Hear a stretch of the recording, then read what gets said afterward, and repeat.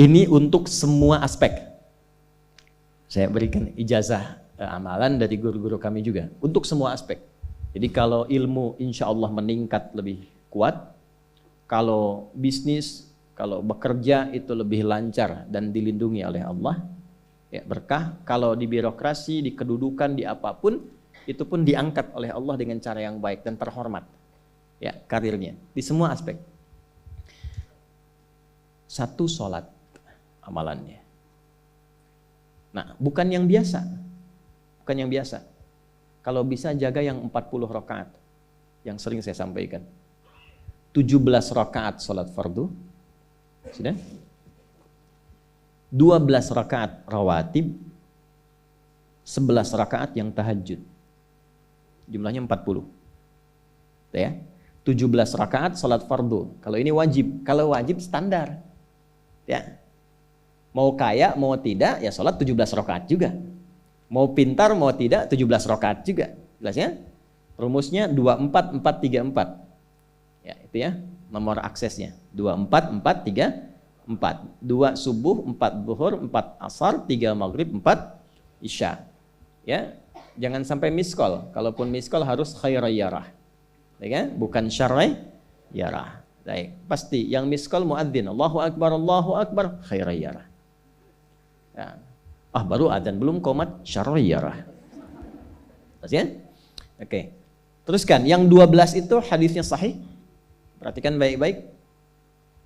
Man shalla isnatai asyrata rak'atan fi yaumin wa lailatin. Siapa yang menunaikan salat sunnah 12 rakaat yang mengiringi salat fardunya siang dan malam. Sudah, arba'an qabla dhuhri, 4 rakaat sebelum zuhur. 4 rakaat sebelum zuhur. Teknisnya bisa langsung 4 atau 2-2. 2, kemudian salam, 2 rakaat lagi, salam. Jelas? Baik. Kemudian arba'an qabla dhuhri, rak'ataini ba'daha, 2 rakaat setelahnya. Setelah zuhur 2 rakaat. 4 tambah 2 berapa? 6. Rak'ataini ba'dal maghrib, 2 rakaat setelah maghrib. 6 tambah 2? 8. Rak'ataini ba'dal isya, 2 rakaat setelah isya. 8 tambah 2? 10. Rak'ataini qabla al-fajri, 2 rakaat sebelum subuh. 12 ya? Nah, jaga yang 12 ini. Jaga yang 12. Kalau sebelum zuhur tidak memungkinkan 4, misal sebelum zuhur, karena kasusnya bisa berbeda. Ada Ibnu Umar, Abdullah bin Umar radhiyallahu taala anhuma, menemukan kasus berbeda, seperti Anda di kantoran waktu singkat saat Ramadan, kan? Dapatnya cuma mungkin 2. Maka ada hadis dari Nabi sallallahu alaihi wasallam, riwayatnya Ibnu Umar. Qala au kama qala hafidtu an Rasulillah sallallahu alaihi wasallam 10 rakaat. Saya hafal dari Nabi 10 rakaat. Kalau tidak sempat sebelum zuhur 4, boleh 2. Nah, dari Ibnu Umar ini sebelum zuhurnya 2 rakaat. Sebelum zuhurnya berapa? 2 rakaat. Jadi kalau bisa 4, kalau tidak memungkinkan berapa? 2. Orang yang terbiasa 4, lalu karena kondisi tertentu dia mengerjakan 2, tetap dicatatkan oleh malaikat 4 jumlahnya. Dari mana dalilnya? Hadis. Idza maridal abdu aw safar kutiba lahu mithla ma kana alaihi muqiman sahiha. Kalau seseorang sakit atau bepergian jauh atau dia sedang punya uzur syar'i seperti 2 hal tadi, dan tak mampu melakukan amalan rutinnya seperti biasa, maka tetap dituliskan pahalanya sempurna seperti rutin dan mukimnya. Contoh, Ibu mohon maaf ya Bu ya, mohon maaf. Perempuan dalam keadaan suci, sholat subuhnya berapa rakaat? 2, ya 2 kan nggak mungkin 3 kan? Baik ya, 2 rakaat. Sholat qabliyahnya berapa rakaat? 2 rakaat. Baik. Setelah itu baca Quran enggak? Alhamdulillah. Bisa 1 halaman, kan? Bisa. Ibu kerjakan saat suci. Saat sedang tidak suci, masa haid tiba, sholat tidak? Tidak. Baca Quran tidak? Nah, kalau punya kebiasaan sholat, baca Quran, dan tiba masa haidnya, itu pahalanya tetap dituliskan sesuai kebiasaannya. Harus tahu itu. Makanya manfaatkan, karena kalau sudah tiba masa monofos, sama. Itu Allah tuh memberikan kemuliaan khusus. Makanya Bu, kalau ngaji dengan ustadz-ustadz tertentu, bikin kurikulum ngajinya fikih perempuan aja, gak usah jauh-jauh. Fikih perempuan. Keluarkan karena banyak pahala mengalir di dalamnya. Ya. Dan kadang-kadang saya suka bingung kalau bahas fikih rumah tangga itu kenapa yang tegang-tegang gitu. Sekarang fikih parenting sekarang tuh kayaknya menegangkan antara surga neraka aja tuh. Tanggung jawab suami, hati-hati dengan istri. Padahal Qur'annya mengatakan rumah tangga itu penuh dengan permainan yang menyenangkan.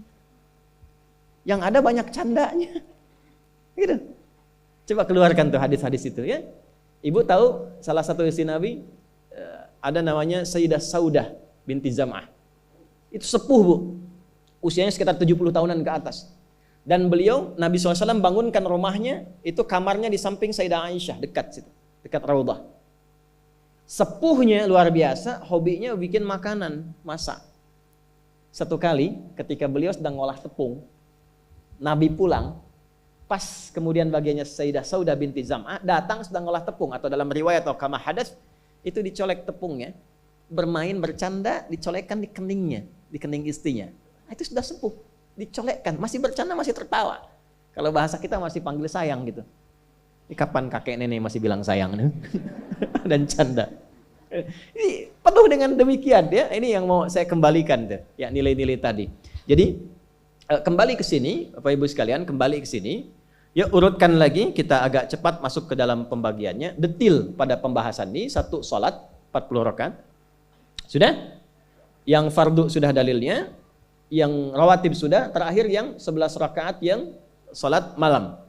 Ya, 11 rakaat yang salat malam. Nah, ini 11 rakaat ini bisa warming up dulu 2 rakaat tanpa baca surat Al-Fatihah saja. Di Allahu Akbar langsung Al-Fatihah, tidak pakai iftitah, tidak pakai surat selain Al-Fatihah. Allahu Akbar, ya, a'udzubillahi minasyaitonirrajim. Bismillahirrahmanirrahim. Alhamdulillahirabbil alamin sampai waladhdallin, selesai amin langsung rukuk. 2 rakaat. Seperti itu namanya khafifatain. 2 salat ringan, warming up untuk persiapan supaya hatinya itu bisa khusyuk, badannya bisa agak hangat sebelum memulai tahajud. Barulah kemudian tunaikan 2 rakaat setelah itu, 2 rakaat setelah itu, 2 rakaat setelah itu, ujungnya tutup dengan 1. Ya, itu riwayatnya ada di dalam riwayat Abu Daud, nomor hadis 1367 dari Ibnu Abbas radhiyallahu taala anhuma. Ya, juga disampaikan dalam riwayat Ibnu Umar radhiyallahu taala anhuma ketika beliau mengatakan dari Nabi sallallahu alaihi wasallam, "Shalatul laili mathna mathna, fa idza khasya ahadakumul fajra falyutir rak'atan wahidah." Kalau pengen mulai tahajud 2 rakaat dulu. Sampai merasa enak. Dan tolong ingat ya, tolong enggak usah panjang-panjang dulu suratnya. Untuk berlatih 11, mulai dengan 2 dulu. Kalau belum sempat 11, 2 dulu. 2 rakaat aja, tolong mohon jangan paksa tambah 2 rakaat. Itu pun bangunnya jangan terlalu malam. Jangan terlalu awal malam. Subuh jam berapa sekarang? Terjadi perbedaan pendapat. Oke, 4.25 lah ya. Misal 4.21, 4.20 lah. Pas ya. Misal kita ambil tengah-tengah 4.20. Sudah, bangun 4 kurang seperempat. Jam 4 kurang seperempat. Karena hadisnya mengatakan ada persiapan sebelum wudu. Ya. Karena Nabi sallallahu alaihi wasallam adalah kebiasaan Nabi sallallahu alaihi wasallam idza staiqadha min naumihi, kalau bangun dari tidurnya fajalasa, duduk dulu. Duduk. Wa masaha biyadihi min athari naumi, kemudian menghapus bekas ngantuknya. Ya, menghapus jejak ngantuk dengan bagian tangan yang bersih. Itu kan butuh waktu. Ya. 4.15 bangun. Duduk dulu, atur alarm. Ya, alarm mungkin ya 3.15, 3.30, ya, kemudian jam 4 terakhir. Alarm pertama untuk mematikan alarm kedua. Alarm kedua siap-siap, alarm ketiga sadar. Ya, kan begitu kan? Ya. Ya begitu, itu rumusnya. Nanti kalau sudah ayat tahajud, masuk Al-Isra, nanti saya jelaskan. Itu ada isyaratnya di Quran. Bukan isyarat alarm ya, tapi isyarat perjuangan kita untuk bangun. Jadi 4 kurang 15 itu adalah persiapan supaya jam 4 bisa wudu. Ya, begitu jam 4, thumma dhahaba ila shinin mu'allaqah, pergi ke tempat kemudian berwudu, tempat tertutup, wudu, selesai, balik lagi, kan 4.20 adzan kan? Misalnya 4.10 mulai sholat. Kalau 2 rakaat kan nggak lama-lama. 5 menit, witirnya 1 menit, 3 menitnya istighfar, nunggu subuh. Ya, bacanya jangan tinggi-tinggi. Al-Falaq, An-Nas, witirnya Al-Ikhlas. Besoknya Anda sudah bosan 4 rakaat. Ad-duha, al-insyirah, al-falaq, an-nas, al-ikhlas. Besoknya terus sampai bosan tambah 6 rakaat sampai konsisten 11. Jelas? Mulai dengan seperti itu, 11 tambah 12, kan berapa? 23 tambah 17, 40. Tolong jaga ini, selama hidup tunaikan aja. Kalau tidak percaya, silahkan coba, nanti lihat apa perubahan yang terjadi dalam kehidupan. Demi Allah saya katakan silahkan coba. Yang kedua Al-Quran. Yang kedua apa? Al-Quran. Kan ada 3 tadi ya? 1, salat, kedua, Al-Quran. Jangan lewatkan 1 hari tanpa baca Al-Quran. Walaupun hanya 1 ayat. Walaupun hanya 1 ayat. Walaupun keterlaluan sih 1 ayat itu. Ya. Alif, Lam, Mim, dah. Pesan Ustaz kan 1 ayat. Nun, dah. Okay. 1 halaman. Nah, biasanya begini, semakin banyak dibaca, semakin terjadi perubahan yang berbeda. Kalau ingin nguji begini, hari ini baca 1 halaman, besok baca 2 halaman. Nanti lihat perubahan yang terjadi antara hari ini dengan besok. Pasti ada pengaruh. Paling minimal, Allah akan jaga keadaan diri kita dari berbagai bentuk kegelisahan. Semua tenang aja. Ada masalah apapun, kasih ketenangan, kasih ketenangan. Dan ketenangan itu paling mudah melahirkan solusi. Jelas? Oke, 2, Al-Quran. 3 kira-kira apa? 3 apa kira-kira? 3, jaga wudhu. Gak pakai jaga wudhu. 1, sholat, 2, Al-Quran, 3 apa? Jaga wudhu. Apa dampak psikologisnya jaga wudhu?